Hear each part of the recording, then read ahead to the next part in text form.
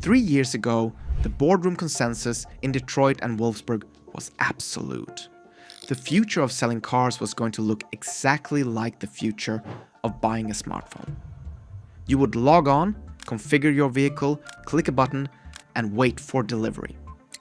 The dealership was viewed as a relic, a middleman extracting margin that rightly belonged to the manufacturer. In 2026, that vision has not just stalled, it has suffered a catastrophic mechanical failure.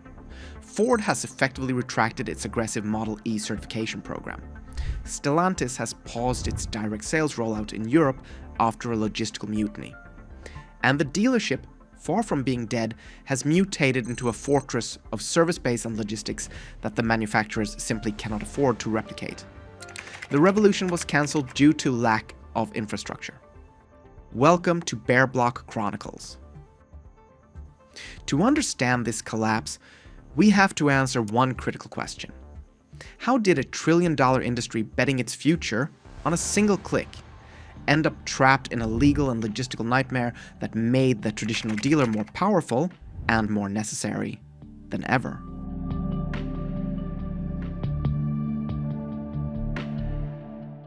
To understand the magnitude of this collapse, we have to look at the casualty list of the agency illusion. The most prominent example is Ford Motor Company's Model E program. Announced with massive fanfare in 2022, this was the Automakers' attempt to force a Tesla-style operating model onto a century-old franchise network. The terms were an ultimatum. Dealers were told to invest between $500,000 and $1.2 million in charging infrastructure and agree to strict non-negotiable pricing standards. If they refused, they would lose the right to sell electric vehicles until at least 2027. It was a play for control, designed to strip pricing autonomy from the retailer and capture the customer data relationship for the OEM. By mid-2024 and continuing through 2025, Ford was forced to sunset this program. The retreat wasn't just a change of heart, it was a collision with market reality. Inventory of the Mustang Mach-E and F-150 Lightning began to pile up on lots, and Ford realized that restricting sales to a subset of elite certified dealers was strategically suicidal. They needed every available retail point to move metal. The scarcity mindset of 2022 was replaced by a surplus panic in 2025. In place of the certification program, Ford pivoted to the power promise, offering free home chargers and installation to buyers. While the marketing sounded great, the execution exposed the deep cracks in the direct service model. We have tracked widespread reports of customers being ghosted by Q-Merit, the third-party installation partner. Some buyers waited 6 weeks for an electrician only to receive quotes thousands of dollars above the standard rate, or find that the free install required panel upgrades that were buried in the fine print. This is the reality of the agency dream. Without a local dealer to manage the process, the customer is left navigating a corporate call center maze. While Ford retreated in the US, Stellantis provided a grim look at what happens when you actually try to execute the agency model. In European markets like Belgium and the Netherlands, Stellantis took over the inventory and set the prices, turning dealers into mere delivery agents. The result was an operational disaster. The IT systems designed to centralize control simply collapsed under the weight of thousands of daily transactions. Dealers reported an inability to order vehicles, process trade-ins, or even track where the cars were physically located.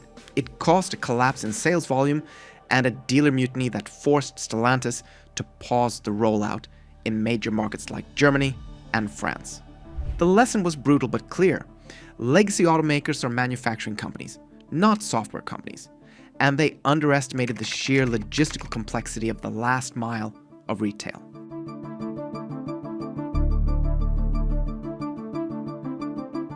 The failure of the agency model isn't just about software bugs or bad strategy. It's about the crushing weight of economics. The automotive retail sector in 2026 is being defined by a single, terrifying metric known as the Floorplan Trap. For decades, holding inventory was a profit center for dealers because interest rates were low and manufacturer credits exceeded the cost of borrowing.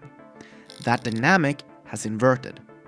With floorplan interest rates hovering between 6.5% and 7.5%, the cost to hold a car on the lot has tripled compared to the pre-2022 era. A typical dealership with $5 million in inventory is now paying approximately $29,000 per month in interest alone. This turns every unsold vehicle into a liability, a ticking time bomb that erodes profitability every single day it sits. This financial pressure has exposed the fatal flaw in the agency model. If the manufacturer moves to a direct sales model, they have to hold that inventory on their own balance sheet. By keeping the franchise system, Ford and GM effectively outsource that massive capital risk to thousands of independent business owners. They realize they cannot afford to carry billions of dollars of metal on their own books in a high-interest environment. We are seeing a bifurcated market emerge.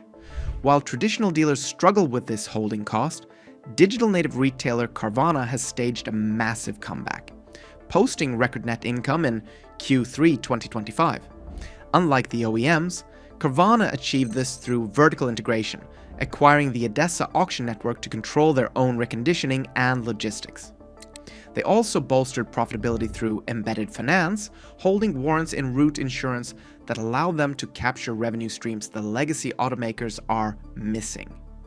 The irony is sharp. The tech company valuation the OEMs wanted is happening, but it's happening to the used car retailer they dismissed. For the traditional dealer, the front-end gross profit, the money made on selling the car itself, has evaporated. Data from early 2025 shows that gross profit per new vehicle retailed plummeted 80% year over year in some segments, reaching as low as $108 per unit. You cannot keep the lights on, making $100 a car. The only reason these businesses are surviving is service absorption. This is the percentage of a dealership's fixed costs covered by the parts and service department. In 2025, that rate rose to nearly 64%. The dealership is no longer a car store, it's a repair facility that happens to have a showroom attached. This reliance on service reveals the most existential threat to the industry, which isn't digital sales, but labor. The industry is facing a technician cliff, with a shortage of approximately 642,000 mechanics projected through 2026. Ford CEO Jim Farley admitted that the company has 5,000 open technician jobs paying up to $120,000 a year that they simply cannot fill. We are facing a crisis where the money is there, the demand is there, but the human capital to fix the cars does not exist. The agency model offers no solution to this physical reality. You cannot download a software patch to change a transmission.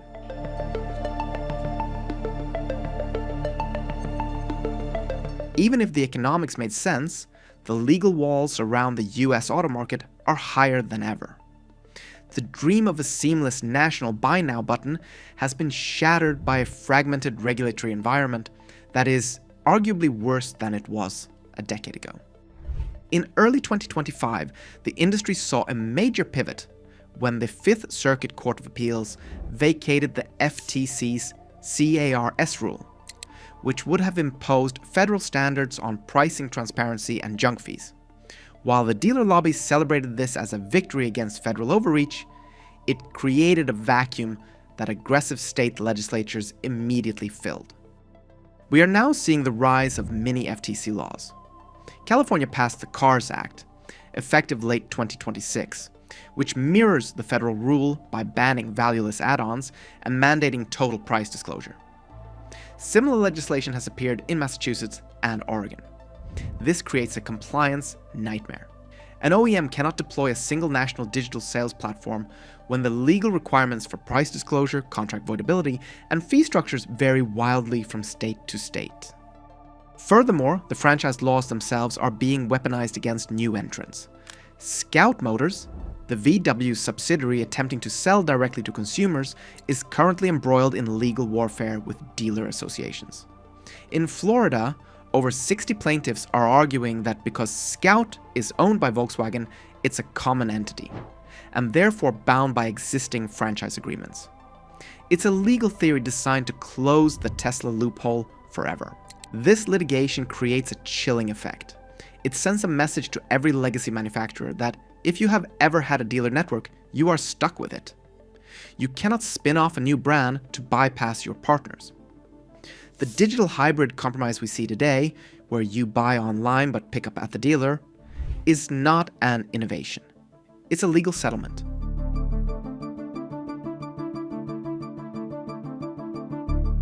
So, what does this corporate chaotic retreat mean for you, the person actually trying to buy a car today? It means the market is distorted by what insiders call zombie inventory. Because of that floor plan toxicity we discussed, dealers are desperate to dump cars that have been sitting for more than 60 days. They are paying hundreds of dollars a month just to keep them. This creates a turn and burn mentality where the goal is volume, not margin. If you are in the market, your leverage lies in identifying these aged units. Look for the cars that are physically on the lot, specifically EVs from legacy brands like Ford or Volkswagen, which are suffering from inventory stagnation. The dealer needs that car gone to stop the interest bleeding.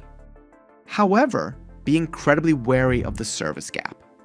We are seeing stories of customers, particularly with brands like Polestar, waiting months for simple repairs because the service infrastructure was an afterthought. One Canadian owner reported having to fly hundreds of miles to pick up their new vehicle, only to find the heat broken and no technician available to fix it, forcing them to fly home empty-handed. In this market, do not just buy the car, buy the service bay. When you search for a car dealership near me, verify that the local facility actually has the certified technicians to fix the specific high-voltage architecture you are purchasing. The agency illusion was predicated on the arrogance of believing that distribution was easy, a mere friction to be removed by an app. The reality of 2025 has proven that the dealership, for all its flaws, provides a financial buffer and a logistical network that manufacturers cannot replace. The dealer didn't die. It just became a logistics hub. The future isn't direct sales, it's a messy, hybrid, regulated reality where the person fixing the car is significantly more important than the person selling it. If you found this breakdown valuable, subscribe to Bare Block Chronicles for more investigative deep dives into the automotive economy. We will see you in the next one.